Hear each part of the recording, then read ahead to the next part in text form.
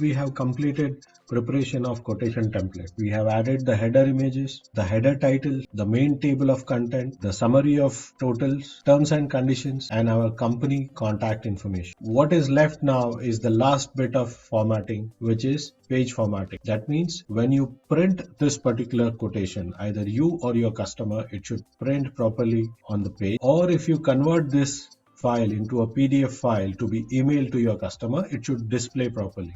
What do I mean by that? Let's go to print preview shortcut and see how this particular file is going to print if you print it on a paper. So below you will see in how many pages this file is going to get printed. So this shows 1 of 4. Let's look a little bit closer. What does the first page look like?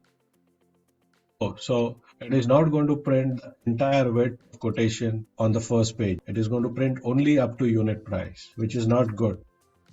And the terms and conditions are printing up to the number 7, clause number 7. The next page prints the remaining terms and conditions. The page number 3 is going to print the remaining part of the columns, and page number 4 will print the second half of the remaining part of the column. So obviously this is not a good format for us to share with the customer. How do we adjust the entire width of the quotation in one page? The quotation can overflow into multiple pages, but the width of the quotation should fit into the page width. We will go to page layout. The first thing you need to do is select the size of the page. A4 is the most commonly used page, so we are going to select A4. Next we have to select is margin.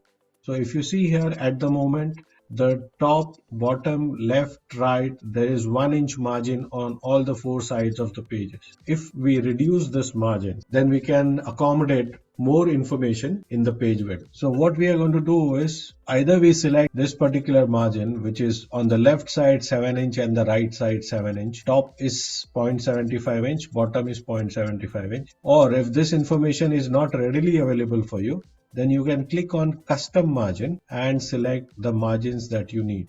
So we are going to reduce the margin here to 0.75, right side also to 0.75. Top we can either keep as it is or we can reduce to 0.75. So let's reduce to 0.75 so that we can maximize the utilization of the page, and we click OK. Here if you see closely on your page, you will see on one of the column borders a dotted line which appears. This will appear only after you see a print preview one time on an open file. Let me show it to you. If you see here on this particular column between E and F, the line here is a dotted line, unlike the other line. This shows that when you print this file, the first page is going to cover only this much information. So by selecting page size of A4 and reducing margin, we are still not covering.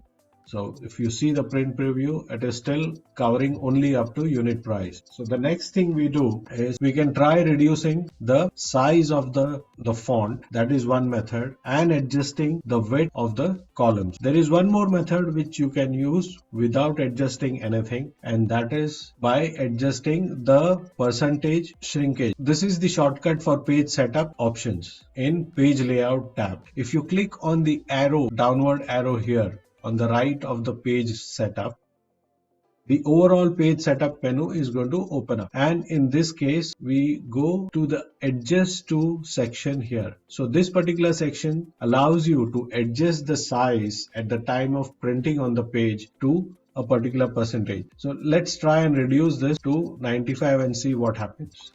So here you see the dotted line has shifted from this section to this section. So now we are covering one more column in one page. So we will try once again to reduce this to 90% and see it is still not covering. So we are going to reduce this further to 85%. Now the entire width of the quotation gets covered in the page width.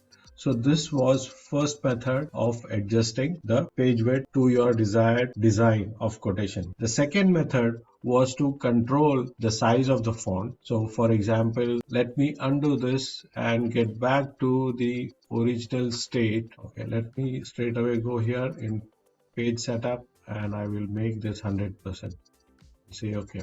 Okay, so you see the dotted line has again come to this place between unit price and total price. We will now select the entire sheet by clicking on the top left corner of the sheet, which is next to column A, and go to home section, and I'm going to reduce the font size from 11 to 10. The second thing you can check is the font itself. Sometimes the font you have chosen may occupy larger space. For example, I'm going to select this to Arial. Now if you see, for the same font size of 10, the Arial font occupies larger space. So the previous font which we have is a good font, which is Calibri, so that in the lesser space it is going to fit in more information. So what we are going to do is we will try and reduce the size.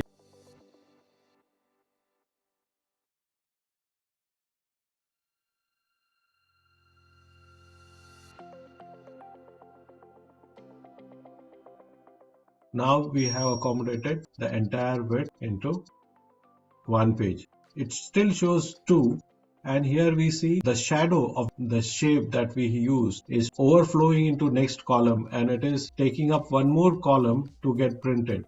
So the simplest thing we do is to take this shape and move it a little bit inside, and now you see we have only one page to get printed. So these are the two methods in which you adjust the page width to the entire width of your quotation design.